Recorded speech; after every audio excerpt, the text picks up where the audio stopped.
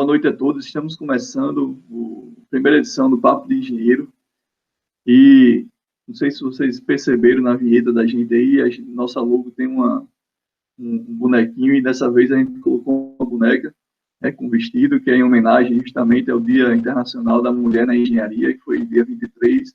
E começando com a entrevista com uma engenheira mecânica aí, nada melhor, né, para celebrar essa data, como começar com uma entrevista com uma engenheira mecânica que atua nessa área, né. E aí vamos começar esse programa. Ele tem o intuito de passar as informações das áreas de atuação, dos setores que o engenheiro mecânico ele pode atuar.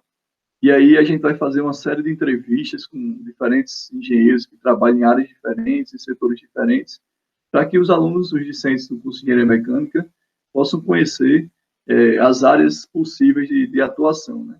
E aí estamos aqui com a engenheira Virgínia. Ela é formada, né, em automação, com tecnóloga em automação, e ela é formada em engenharia mecânica pela UFRN e tem o mestrado também em engenharia mecânica pela UFRN. E aí, Virgínia, boa noite, primeiramente. Eu gostaria de agradecer a sua presença, contribuindo para esse nosso projeto. E eu queria perguntar para você como é que foi a sua jornada até então, né? Que você iniciou com a sua primeira formação lá em automação, e como é que foi até hoje, até você estar agora trabalhando no serviço público, né, que é o assunto do nosso programa de hoje. Como é que você chegou até estar trabalhando nesse serviço público aí? E aí eu queria que você contasse um pouco para a gente isso aí. Boa noite. Primeiramente, gostaria de agradecer ao convite da participação nesse evento, principalmente por ser um tema que eu considero importante para desmistificar um pouquinho dessa coisa da engenharia no serviço público, que não é de conhecimento de todos. Como o Felipe falou, eu me chamo Virgínia, sou formada em automação industrial, essa foi a minha primeira graduação. Já sou formada há 10 anos, mas eu nunca cheguei a exercer a automação industrial. Depois, quando ainda podia, né, na verdade, eu fazia paralelo em engenharia mecânica, e aí eu já estou formada há 7 anos, e em seguida eu fiz mestrado em engenharia mecânica também na UFRN. O concurso público, né, onde eu estou atualmente na UFCA, foi meu primeiro emprego, e antes disso eu tive experiências de estágio e também um pouco ligada ainda ao serviço público. Quando eu ainda estava em tecnologia de automação industrial, eu cheguei a estagiar numa terceirizada da Petrobras, na área de automação, na parte de sondas de perfuração e produção de petróleo em terra. E depois, já na engenharia mecânica, eu estagiei na Petrobras, que aí é uma empresa pública, e também depois eu cheguei a estagiar em uma indústria de fabricação de redutores em São Paulo, que também era uma prestadora de serviço da Petrobras. E aí, quando eu me formei, eu comecei a tentar concursos, e aí, paralelo a isso, eu ingressei no mestrado, e aí fiquei estudando para concurso e fazendo um mestrado, e nesse meio termo eu comecei a dar aula também para curso de nível técnico, no que a gente chama aqui de CTGAS, que é ligado à rede 5S do Senai. E aí, logo em seguida, eu fui convocada para o concurso, assumi e estou exercendo essa função de engenheira mecânica na Universidade Federal Cariri por 4 anos. Muito bom. Eu vi no seu currículo que você fez parte do projeto Aerodesign, e eu queria saber de você qual é a importância desse tipo de projeto, né? Tanto o Aerodesign quanto os projetos aí, por exemplo, o Baja, o Formasai, e até empresas júnior também, são projetos de extensão, na formação do engenheiro, né? O que é que o Aerodesign ele influenciou na sua formação? O design esteve presente em 4 anos da minha vida acadêmica, digamos assim. E, mesmo depois de formada, ele ainda está presente na minha vida. É uma coisa que ainda não cortou o cordão umbilical, digamos assim. E aí, E, paralelo ao aerodesign, eu também participei de iniciação científica, também com projetos de desenvolvimento de aeronaves, ambas de Vante, né? O aerodesign voltada para uma competição específica e o projeto de iniciação científica era para desenvolver um Vante baseado em tecnologias de maior autonomia de voo, algo desse tipo. Então, minha área assim, de estudo dentro da universidade foi toda voltada para a parte de aeronaves, né? E aí, como eu entrei logo no começo do curso no aerodesign, eu costumo dizer que ele representa parte, ou até quase que 100% do que eu sou como engenheira. Tanto tecnicamente, pela multiplicidade, a multidisciplinaridade do projeto, como do ponto de vista pessoal. Eu acho que, inclusive, do ponto de vista pessoal, ele teve um fator decisivo. Primeiro que é um projeto meio que autônomo dentro da universidade, então os próprios alunos é quem regem o projeto, suas regras, sua forma de trabalho, sua metodologia de construção, então é algo que você aprende desde muito cedo, ainda dentro do ambiente acadêmico, a como gerir um projeto, digamos assim. Já que ele ele permeia todas as fases, né? O projeto do aerodesign. Ele vai desde uma concepção inicial de projeto, zero, baseado em regras, até a construção final. E no meio de tudo isso, a gente tem logística. A gente precisa tomar de conta das relações interpessoais, porque é uma equipe, normalmente de 15, de 20 pessoas, com todos os tipos de conflito. Normalmente você precisa do papel de um gestor, que aí a gente, no caso do aerodesign, é o capitão, no qual eu fui por 2 anos capitã. Eu passei 4 anos, 2 anos como um membro da equipe normal e 2 anos como capitã. Que aí você começa a ganhar outras responsabilidades e outra forma de visualizar suas relações, de como ajustar tudo isso dentro do objetivo final, que é montar o avião. E aí tem toda a questão financeira também envolvida no projeto, que você precisa aprender a lidar, e a parte técnica. Então, eu considero que boa parte do que eu sou hoje, como profissional, eu aprendi a me virar dentro do aerodesign. Então, eu acredito que o aerodesign é o projeto que, se sua universidade oferece, que vai fazer você se virar.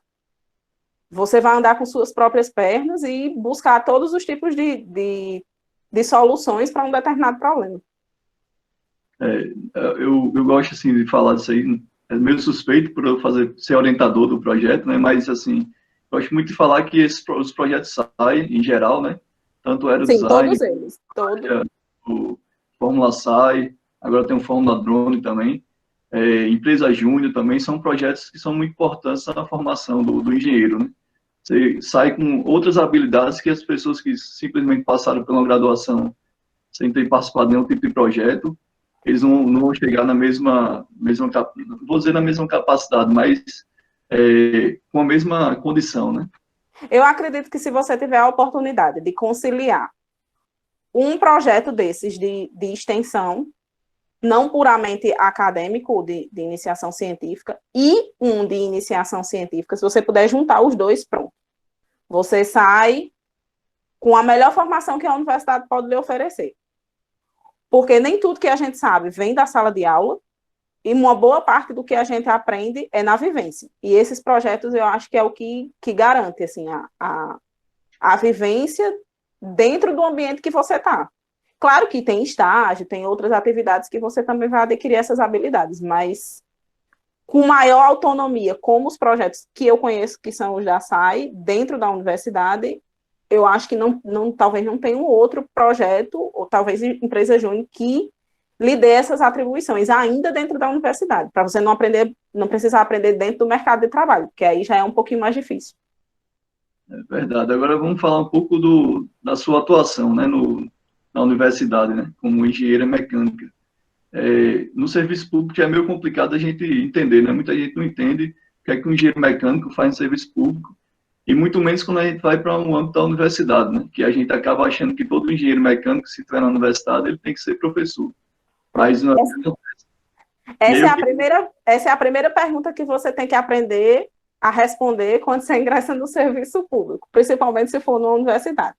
Você é o quê? Eu sou engenheira. Ah, você é engenheira, mas trabalha onde? Aí você vai responder, eu trabalho na universidade. Mas é professora? Não, eu não sou professora. E aí eu queria que você falasse assim, o que é que o engenheiro mecânico ele faz dentro do setor público, né? Tanto na universidade como em qualquer outro setor público. Então, vamos lá. Como é que eu vou tentar achar a melhor forma de explicar para que fique bem claro, porque quando eu ingressei eu também tive dificuldade de entender como funcionava direitinho. Mas vamos lá. Dentro do serviço público a gente tem vários órgãos e no que eu estou inserida, né, que fica regido pelo Ministério da Educação, que é uma universidade, que é uma autarquia. O que é a autarquia? Ela tem, digamos, poderes de andar sozinha com suas próprias regras, digamos assim. E aí, esse órgão, que é a universidade, e o que vocês também estão inseridos, a grande maioria aqui, a gente costuma dividir ele em duas etapas. Uma de atividade meio e outra de atividade fim. A atividade fim de uma universidade, todo mundo sabe qual é, que é dar aula e prestar serviços de ensino, pesquisa e extensão. E, basicamente, é composto de dois personagens para essa atividade fim, um professor e um aluno. Todo o resto da estrutura do órgão é regido pelo que a gente chama de atividade meio. E aí tem toda a gama de outros profissionais para se chegar às atividades, a partir das atividades meio, chegar à atividade fim. O que é que eu quero dizer com isso?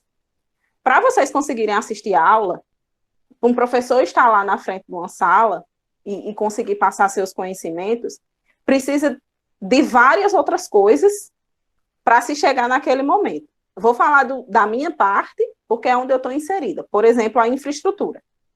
Para ter aula, precisa de sala de aula. Para ter sala de aula, eu preciso de um prédio, eu preciso de uma obra, eu preciso de equipamentos que favoreçam vocês terem melhores condições salubres, né? Tipo ar-condicionado.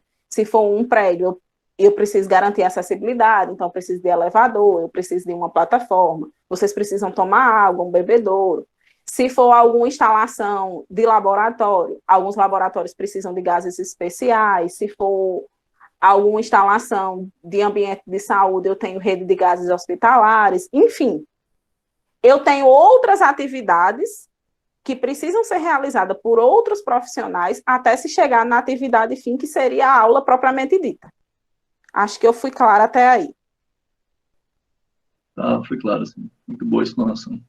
Pronto. A partir desse momento, que se entende que precisa de outros profissionais para se chegar à atividade fim, que seria da aula, vários órgãos mantêm a sua estrutura organizacional diferente. Vou falar da que eu estou inserida, né, que é dentro das universidades, que existe um órgão ainda dentro da universidade, um setor, que é responsável pela infraestrutura do prédio. Seja ela de expansão, de reforma, de ampliação ou da própria manutenção propriamente dita. Dentro da minha universidade, a gente tem o que a gente chama de diretoria de infraestrutura. Em outras universidades um pouco maiores, tem o que a gente chama de superintendência de infraestrutura, e em outras universidades que eu dei uma olhada no caso da UFOB, ela está dentro de uma outra pró-reitoria, que, se eu não me engano, é a pró-reitoria de administração e infraestrutura, é alguma coisa do tipo. Não importa como está organizado a hierarquia dos setores, mas praticamente todos desempenham a mesma função. Então, todas as demandas da universidade, do corpo acadêmico da universidade, no que diz respeito à infraestrutura, chega nesse setor e, a partir dele, é redirecionado e feito todos os estudos que precisam para atender aquela demanda, das mais simples às mais complexas. Então, como é que funciona no caso do engenheiro mecânico? Se for um prédio novo que precisa ser construído, porque vai ser criado um curso, digamos assim, essa demanda chega, e aí vai partir da arquitetura todo o projeto conceitual da edificação, E como todo outro projeto em uma empresa privada ou em outra empresa pública também, ele vai existir o que a gente chama de projetos complementares. E aí é onde entra a atuação de todos os outros engenheiros também. Engenheiro civil vai fazer os seus projetos complementares, engenheiro eletricista, engenheiro mecânico, entra também, principalmente na parte de climatização, na parte de garantia de acessibilidade, como especificação de elevadores e plataformas, e rede de gases. Basicamente, esses quatro tipos de serviço, e ainda tem bebedouro. Então, esse é das etapas que eu faço, né, que é normalmente feita, que é prestar esse apoio técnico aos projetos complementares.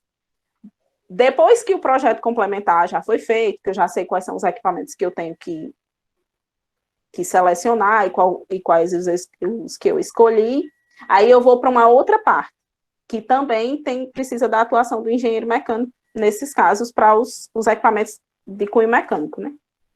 Que aí eu preciso comprar esses equipamentos. Então, na instituição pública, a gente não compra como a gente compra no particular, que eu vou lá na loja, escolho o que é que eu quero comprar, e passo o cartão e compro. Não funciona assim. Então, a gente tem uma infinidade. Eu costumo dizer que eu sou 50% bacharel em Direito e 50% engenheira mecânica.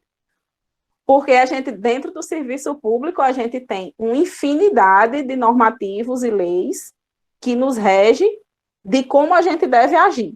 Então, a gente todo o tempo misturando técnica com as leis que existem para que você haja corretamente dentro do serviço público, né? Então, uma vez que eu preciso comprar algum equipamento, eu preciso elaborar um documento que a gente chama de termo de referência, que são documentos ainda que estão na fase inicial de uma futura licitação. E aí, nesse termo de referência, é onde eu digo as regras do jogo, que eu digo o que eu quero comprar, como eu quero comprar, de que forma eu quero comprar, em que prazo, em que condições de entrega. Então, esse documento também é desenvolvido pelas as suas áreas específicas, né? No caso da engenharia mecânica, são desenvolvidos por mim. E aí tem várias etapas, até se chegar numa licitação propriamente dita. Isso desde de uma contratação, da aquisição de um bem, por exemplo, como um ar-condicionado, até a contratação de um serviço propriamente dito, como manutenção de ar-condicionado, instalação, ou instalação de elevador, instalação de plataforma, manutenção de plataforma, todos esses outros quesitos. Então, basicamente, no meu caso, eu sou a única engenheira mecânica da universidade para 5 campos, eu atravesso todas as fases, desde o projeto até o contrato de manutenção. Então, eu faço o projeto, eu compro o equipamento, eu instalo e eu dou manutenção. E aí, quando essa licitação está finalizada e a gente já tem um objeto de contrato, aí surge uma nova função, também minha, e também de outros membros da comunidade acadêmica, mas no caso desses contratos que envolvem mecânica são meu, que é o que a gente chama fiscal de contrato. Então, eu também sou fiscal de contrato, que é basicamente você acompanhar o que você contratou. Se os serviços estão sendo prestados corretamente, se precisa serem refeitos, se a empresa prestou o serviço de forma correta, se eu preciso aplicar algum tipo de sanção. Então, também tem essa função meio que de gestor. Então, você acaba tendo meio que 2 funções. Você vai ter a função de engenheiro mesmo, né, de projeto, e você vai ter a função também administrativa, né, dentro do serviço público. Você vai ter essas 2 partes. E na função de engenheiro, a gente vê que você, na verdade, é uma engenheira multidisciplinar. Multidisciplinar. Trabalhando em várias áreas, né? Geralmente, quando você vai para uma empresa, você vai trabalhar numa área específica, né? E aí, no serviço público, você acaba trabalhando em várias áreas diferentes, né? E é nessas áreas que a gente vê a aplicação das disciplinas que a gente vê no curso, né? Aí você falou na parte de refrigeração, né? No curso da gente aqui, a gente tem uma disciplina de refrigeração e ar-condicionado. Você falou em questão aí de elevadores. né? A gente não tem uma disciplina específica para isso, mas a gente tem a disciplina de projeto, né? A gente vê elementos e máquinas, né? Que vai ver a parte de cabo e tal, que a gente acaba utilizando nesse tipo de projeto, né? Sim. Eu costumo dizer que é uma vantagem e uma desvantagem, essa multidisciplinar. Porque quando a gente sai da faculdade, a gente sai com o entendimento de que vai trabalhar em apenas uma única área. E é o que normalmente a gente costuma observar ao nosso entorno. São pessoas que estão trabalhando ou com engenharia aeronáutica na área de aviação, ou estão trabalhando com automóveis, ou estão trabalhando só com elevador. Quando eu caí no serviço público, o começo foi um pouco complicado porque eu me vi perdida.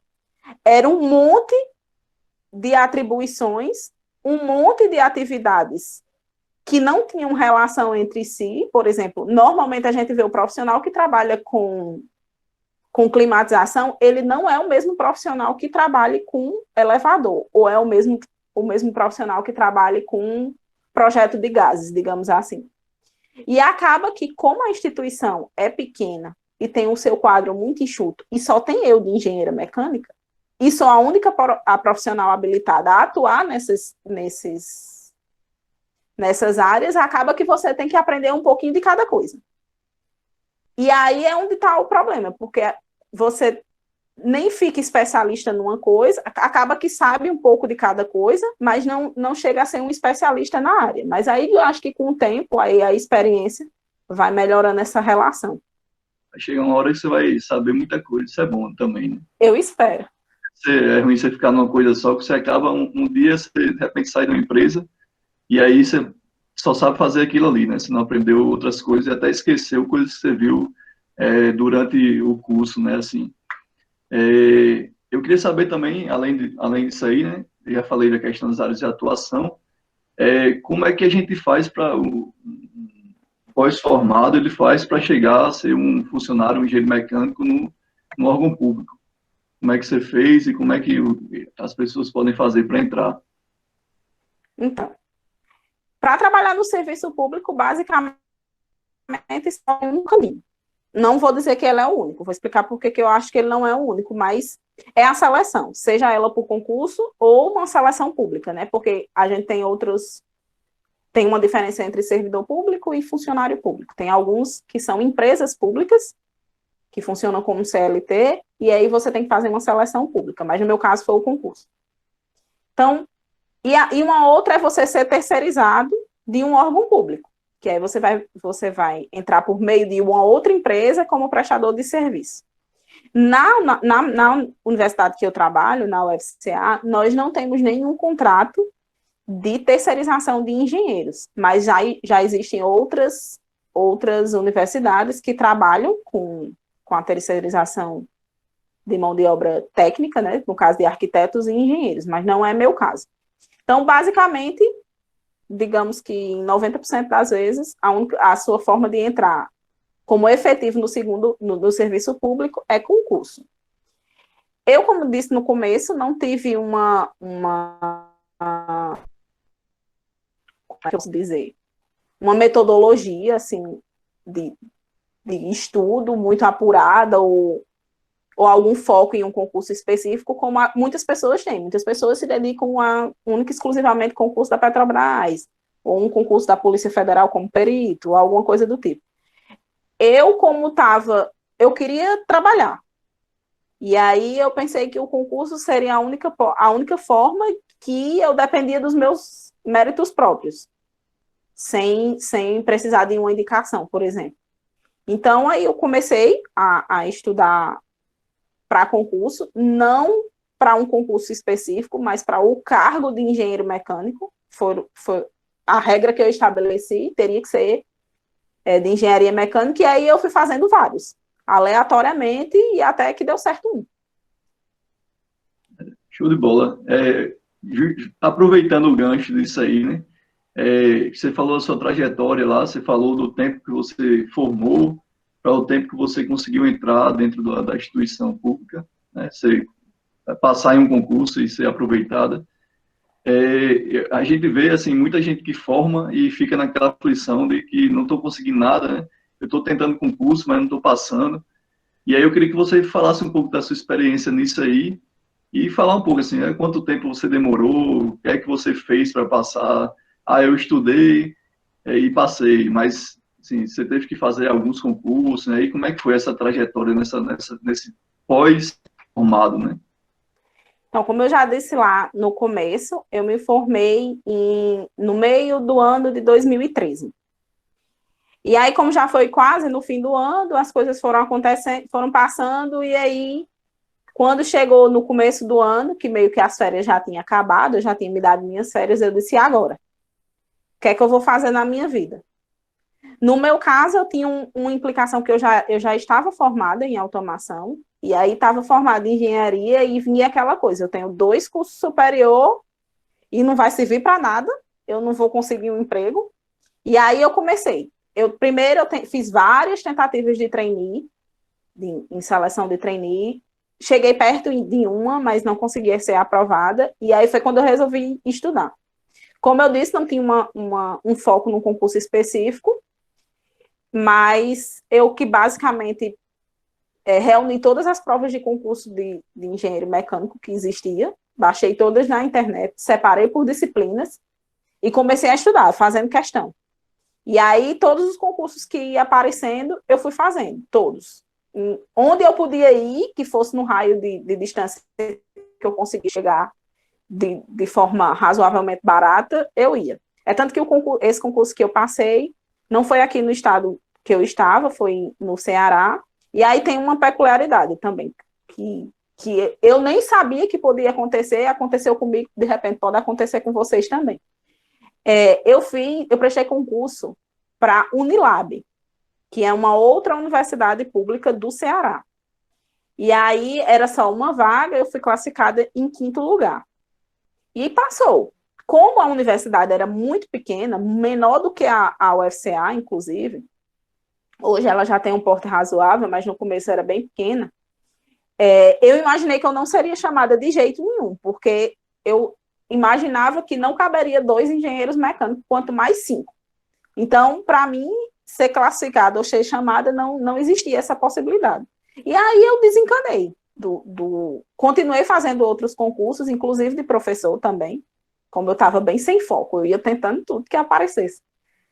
Aí, com quase no fim do concurso, 1 ano e meio, 1 ano e 8 meses depois, eu recebi um e-mail da UFCA perguntando se eu tinha interesse de sair da lista de espera da Unilab e ser reaproveitada na UFCA. Eu não sabia nem que isso podia acontecer, mas isso é uma lei que, dependendo das instituições, ela tem a opção de fazer um concurso próprio ou aproveitar um aprovado de um outro concurso. Aí ela estabelece os critérios. No caso de lá, da UFCA, ela pegou um que já estava no próprio estado, né? Que era um concurso que ainda estava vigente, ela tinha o código de vaga de engenheiro mecânico, mas ela não tinha um concurso com aprovados em engenheiro mecânico, e ela precisava desse engenheiro mecânico. Então, ela solicitou à Unilab esse código,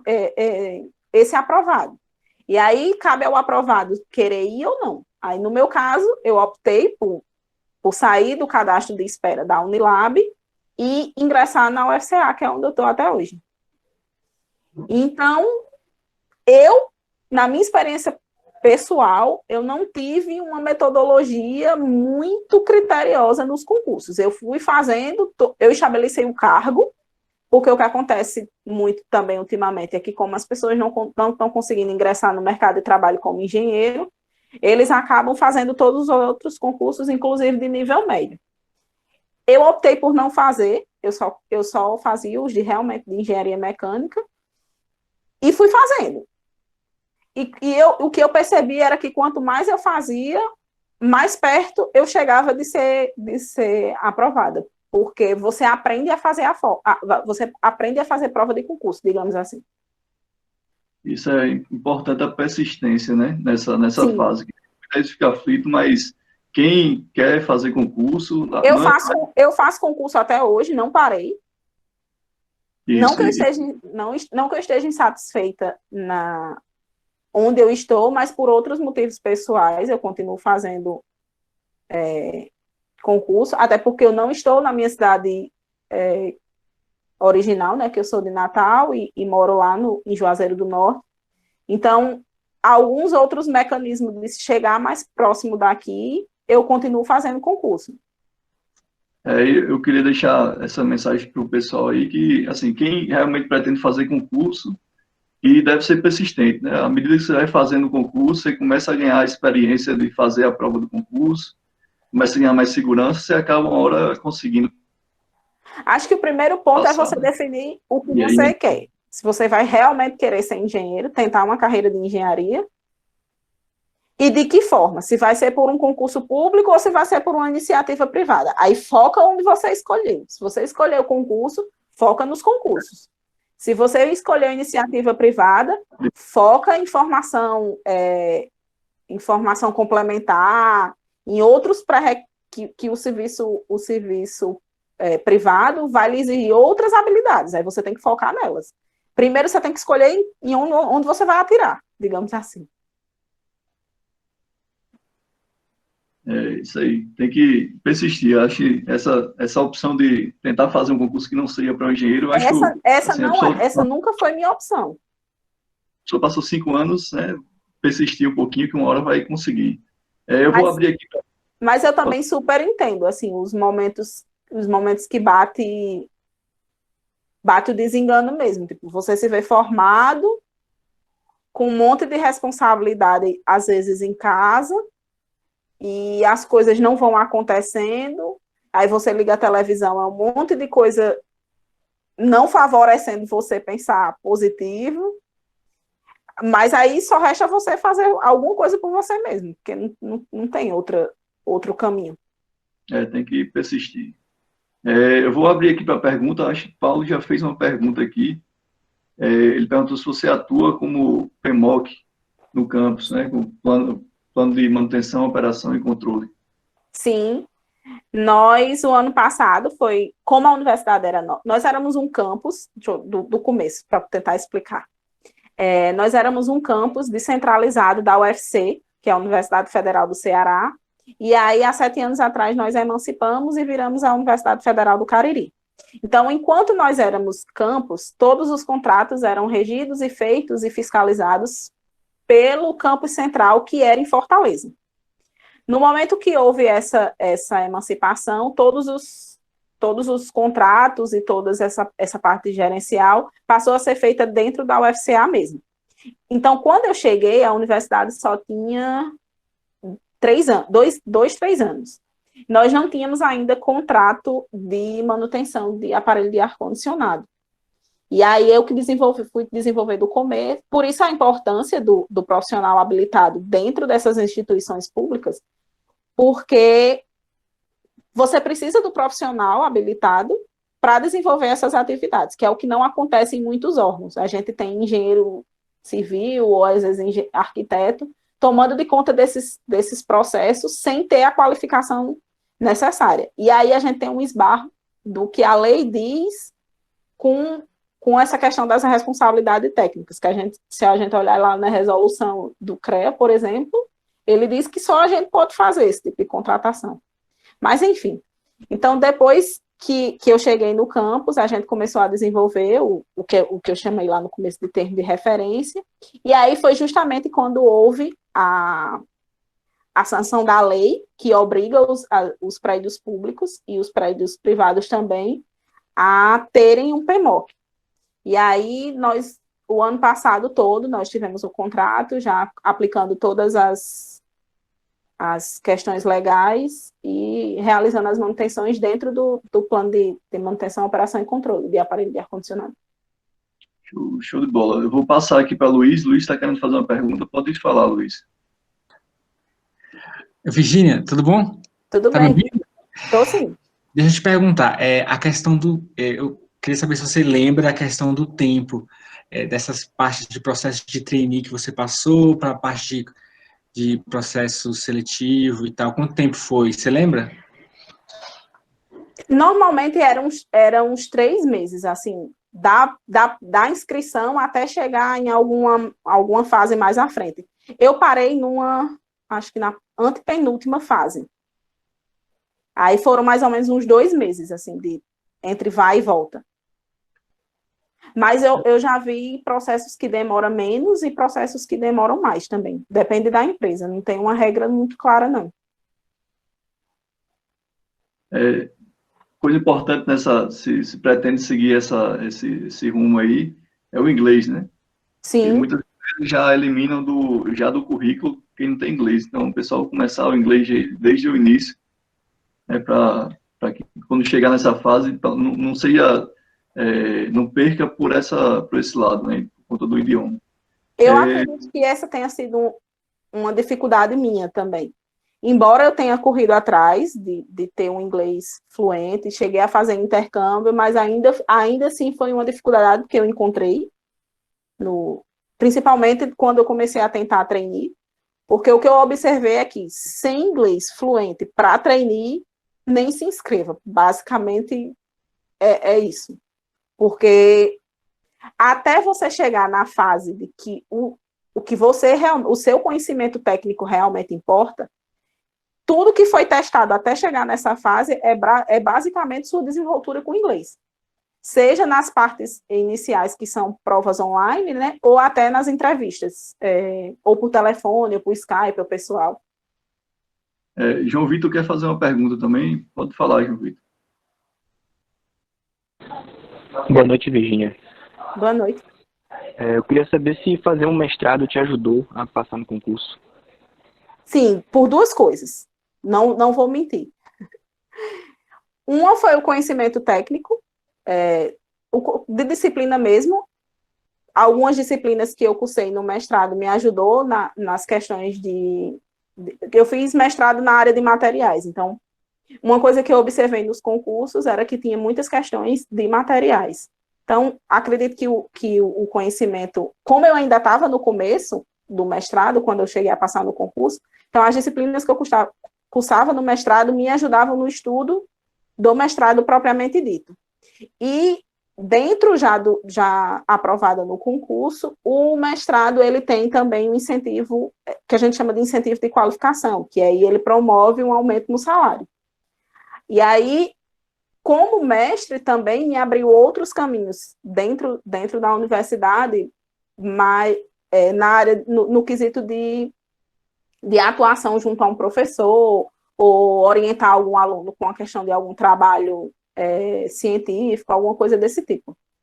Vou aproveitar o gancho aqui. Mariana Andrade perguntou se existe perspectiva de progressão, né? Já que você falou sobre o mestrado, queria que você falasse Sim. aí da progressão. Sim, a gente tem um plano de carreira, que é o que a gente chama de PCC-TAI, e aí ele é composto basicamente de 3 formas de progressão. Você progride por tempo,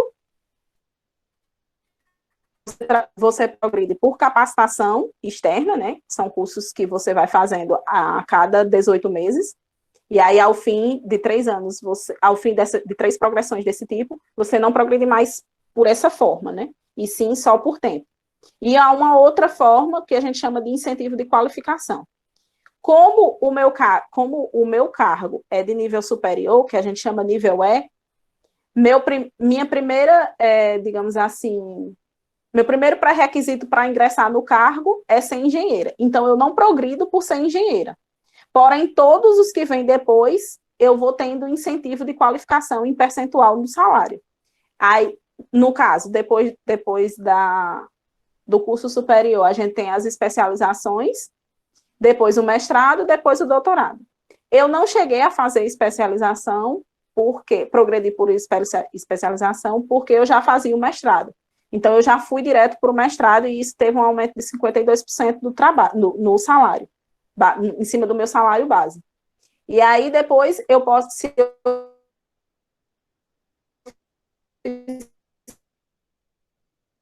Virginia está travando o seu áudio. Escutaram tudo que eu falei? Repita só a última partezinha que você falou agora. Tá, eu não progredi com a especialização, porque eu já fazia o mestrado. Então, eu já pulei para os 52% que o mestrado me favorece de aumento no salário, e aí se eu fizer o doutorado eu posso ir até 72, mas claro que não é acumulativo, né? É até chegar aos 72, então eu só vou crescer o que precisa. Vinícius perguntou os desafios do engenheiro mecânico na instituição pública. Eu ia falar a próxima pergunta, você responde junto aqui.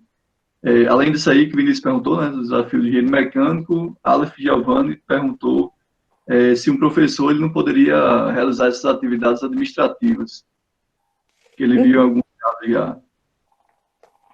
O maior desafio, no meu caso particular,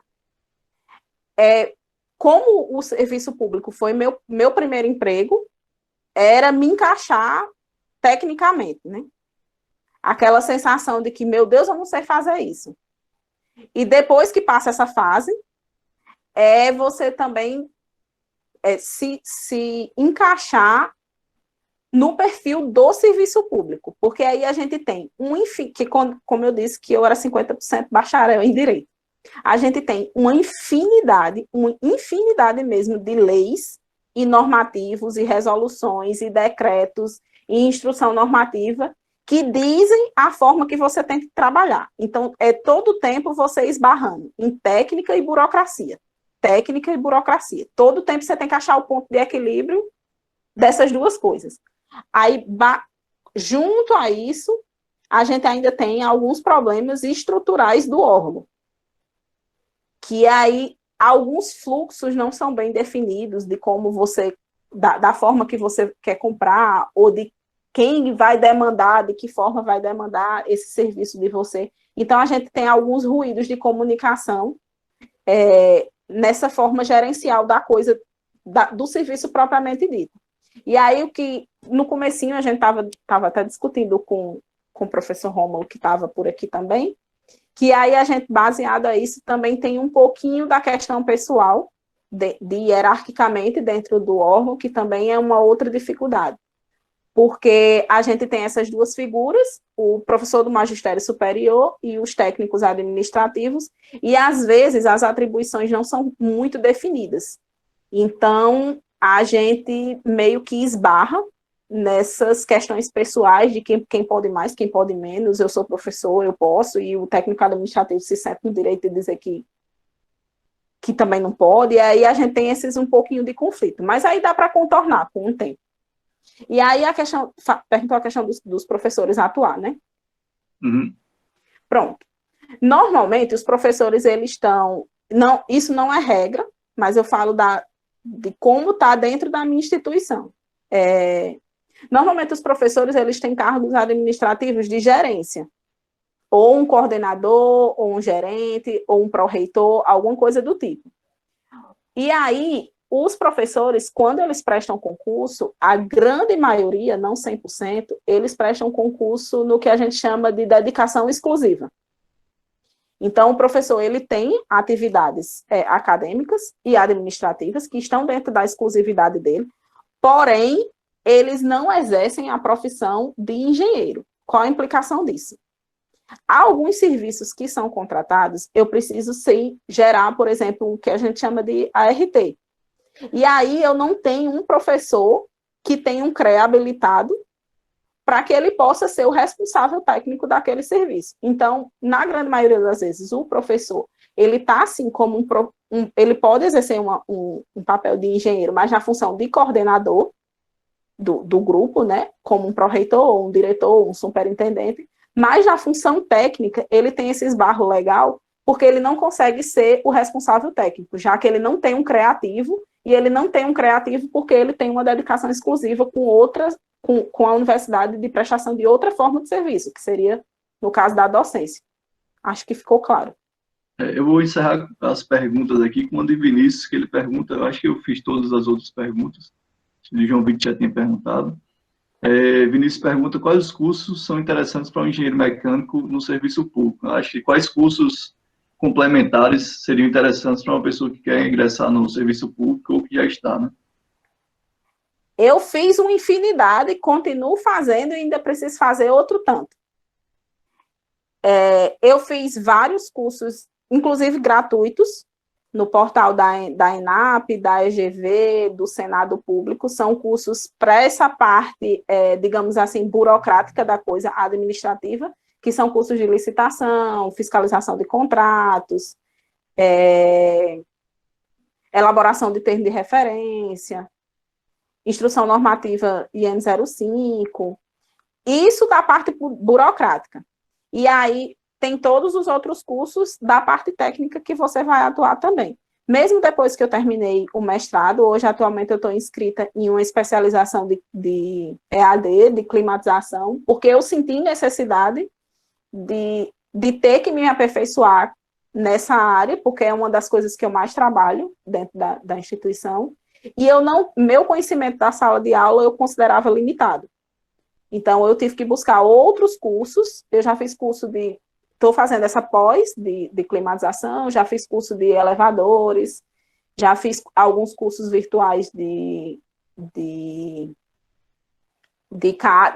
programas, né? Agora, o serviço público está passando por uma transformação, porque ele precisa se ajustar à filosofia BIM, as próximas licitações de projetos precisam ser dentro do BIM, então eu já fiz alguns cursos de Revit também, para complementar, ainda está bem no comecinho, ainda não conseguimos fazer um projeto completamente em BIM, mas alguns softwares auxiliares você precisa também estar se capacitando. Romulo fez uma pergunta, eu vou fazer essa última aqui só. Ele está perguntando se você emite RT no serviço. Sim, eu tenho duas RTs. Duas RTs não. Eu tenho um RT que a gente chama de RT de cargo e função, que é o documento que diz que eu sou a responsável técnica da parte de mecânica daquela instituição. Então, é como se eu prestasse serviço de engenharia à instituição. Aí eu tenho essa RT que chama cargo e função.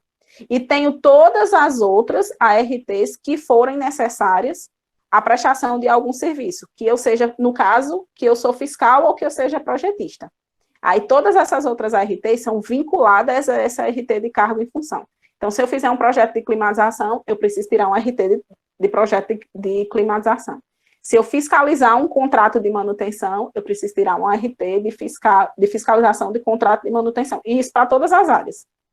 É importante falar para o pessoal o que é um RT, né? Talvez nem todo mundo saiba o que é. É uma anotação de registro técnico. É um documento no qual você bota a sua cabeça lá, na forca. Brincadeira. Você está assumindo o que você fez, né? Responsabilidade sobre o projeto. É a responsabilidade ou do acompanhamento daquele serviço, ou da elaboração daquele projeto, ou da execução daquele serviço, ou daquele projeto. Pronto, a gente encerra as perguntas por aqui. Eu agradeço mais uma vez a Virgínia pela presença aqui, por ter vindo ajudar a gente aqui. E aí eu deixo as palavras para você encerrar aí, fazendo alguma consideração final e dando uma palavra de incentivo para os nossos alunos aí que estão fazendo esse curso e que estão formando também. Bom, novamente, obrigada pela oportunidade. Eu falo bastante, acho que deu para perceber, mas eu acho que eu consegui explicar tudo que eu queria e desmistificar um pouquinho dessa coisa do que é que o engenheiro mecânico faz numa instituição pública. A palavra-chave eu acho que é empatia. Eu já estive do lado que vocês estão, que a maioria de vocês estão. Eu sei o quanto é ruim e a aflição que dá você ir chegando perto de se formar e as coisas não vão acontecendo, mas o que eu teria para dizer é calma. Foca que uma hora vai dar certo. Eu passei 3 anos até dar certo, mas eu não desisti em nenhum momento, me agarrei com todas as oportunidades que iam aparecendo, umas boas, umas ruins, umas nada a ver, mas eu não desisti, não. Eu foquei no que eu achava que eu podia fazer por mim, que no caso foi o concurso. Não acho que essa seja uma regra geral, não acho que você só encontre felicidade ou que você só vai estar realizado profissionalmente se for através de um concurso público. Isso foi o que eu escolhi para mim, e eu foquei nisso, e acho que vocês gostariam de fazer, que podem fazer por vocês a mesma coisa. Foquem no que vocês querem, se é iniciativa privada ou se é concurso. Se capacitem para tal, se for concurso, estudem como se não houvesse amanhã, para isso. E se for para iniciativa privada, comece a ser capacitado agora. Porque o mercado está cada vez mais restrito. A gente não está enfrentando um momento bom de que a gente possa ter uma grande absorção de profissionais de mercado, principalmente na área de engenharia e na área de engenharia mecânica, que a gente tem. Embora a gente possa atuar em um monte de área, ao mesmo tempo a gente parece que não consegue se encaixar no mercado de trabalho, mas a gente vai tentando contornar essas questões e uma hora dá certo. Não desistam. Foquem no que vocês querem fazer e comece de agora.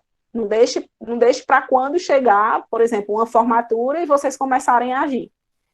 Eu pequei um pouco com isso, acho que demorei a agir, mas o importante é que eu não desisti. Eu consegui. É isso aí. Mais uma vez eu agradeço a participação de todos. Eu queria deixar registrado para vocês também que segunda-feira, dia 29, né, às 16 horas, a gente vai ter uma palestra com o engenheiro Hélio Cardoso, segurança ocupacional, avaliação de campos magnéticos em processo de soldagem. E esse quadro, Papo de Engenheiro, ele vai continuar aqui na Semana de Engenharia Mecânica, né, na Jornada de Engenharia Mecânica.